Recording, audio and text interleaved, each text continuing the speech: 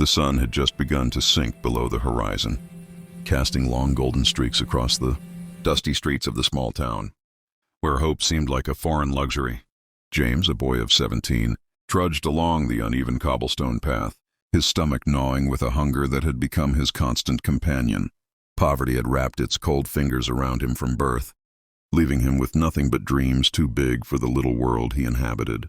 His clothes were tattered, his shoes worn thin, and yet in his heart, a stubborn spark of determination refused to die.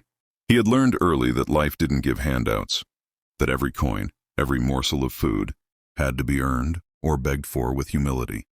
And it was on one of those bleak evenings, when the sun's warmth couldn't penetrate the chill in his soul, that he first met her. She was sitting on the wooden steps of her small family home, her dark skin glowing softly in the fading light, a quiet strength radiating from her slender frame. Her name was Amara, and though life had not spared her either, there was something about her smile that seemed to defy the weight of the world. James noticed her from a distance, hesitating, unsure if he had the courage to approach. But hunger, as it always did, pushed him forward. "Please," he murmured, almost inaudibly as he shuffled closer, the words tasting like shame on his tongue. "I haven't eaten in days." Amara looked up, her eyes meeting his with an intensity that startled him. There was no pity in them, no condescension, just a raw, honest understanding.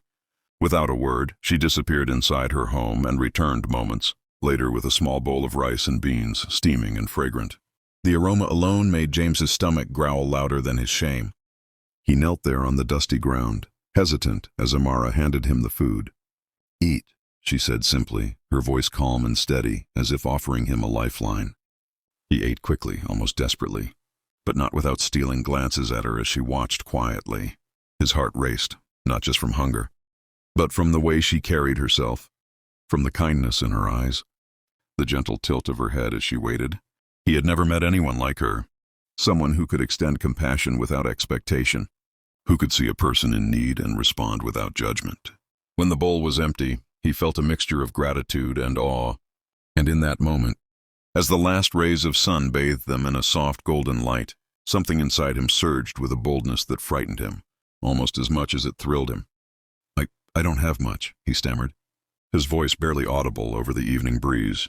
"But someday I'll be rich, I promise you." He swallowed hard, feeling the weight of his words, of the dream he barely understood himself. "I'll marry you when I'm rich." The words sounded foolish, reckless, even absurd, but James didn't care. They were the truth of his heart, a vow whispered into the soft twilight. Amara studied him silently for a long moment, her gaze deep and knowing, before she let a small, almost imperceptible smile grace her lips.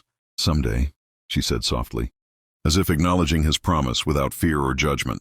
And with that, she turned and walked back inside, leaving him alone with his empty bowl and a heart swelling with a mixture of hope and longing. Years passed, and life, relentless, unkind, and indifferent, tested James in ways he had never imagined. Every day was a battle against despair, against the limits that poverty had placed around him like iron bars. But the promise he had made that evening to the girl who had fed him became a beacon, a fragile flame he carried in secret through the darkest nights. He worked tirelessly, often taking 2 jobs at once, sleeping in cramped rooms that smelled of damp and dust, surviving on scraps of food and the rare kindness of strangers. He endured humiliation and rejection, failures that would have crushed a lesser spirit, but he clung to that memory, to that vow, as if it were the only thing keeping him tethered to life itself. In the meantime, Amara's life unfolded with a quiet resilience that mirrored her character. She worked in a small bakery, rising before dawn to knead dough, to serve bread to faces that rarely saw the world with anything but self-interest. She had dreams too, but she carried them lightly, as though protecting them from the harshness of reality. And yet, every so often, she thought of the boy who had knelt on her steps all those years ago, the boy whose eyes had held a hunger for more than just food, who had dared to dream aloud. Life had taught her patience, endurance, and faith. And though she never expected to see him again, she felt a quiet assurance that promises, whispered in the heart of hardship, were never truly lost. The turning point came on a humid summer evening, the kind where the air clung to your skin like a second layer, and the city thrummed with restless energy. James, now a man in his late 20s, had returned to the town that had once confined him. His appearance had changed, sharp, confident, dressed in clothes that whispered of success, but the memory of that evening with Amara had never faded. He walked the familiar streets with a mixture of nostalgia and nervous anticipation, feeling the weight of years and the ache of unspoken words. And then he saw her. She was standing outside her small bakery, her hands dusted with flour, the same quiet strength emanating from her presence. Though life had added its own subtle lines and grace to her face, time had not diminished her beauty. It had refined it, made it more profound, more magnetic. James approached cautiously, his heart hammering in his chest. And when she finally noticed him, recognition flared in her eyes like a sudden spark. For a moment neither spoke. The world around them faded, leaving only the memory of a promise made under a setting sun, a vow that had survived years of separation and hardship. And as James took her hand, feeling the warmth and strength that had always captivated him, he knew that the journey had only just begun. He whispered the words that had carried him through countless nights of toil and doubt. "I've returned, and I've kept my promise." Amara's eyes glistened with tears, her voice soft yet steady. "You're here, just as you said you would be." And in that moment, two lives shaped by struggle and sustained by hope collided once more in a bond forged by loyalty, love, and the simple act of kindness that had started it all.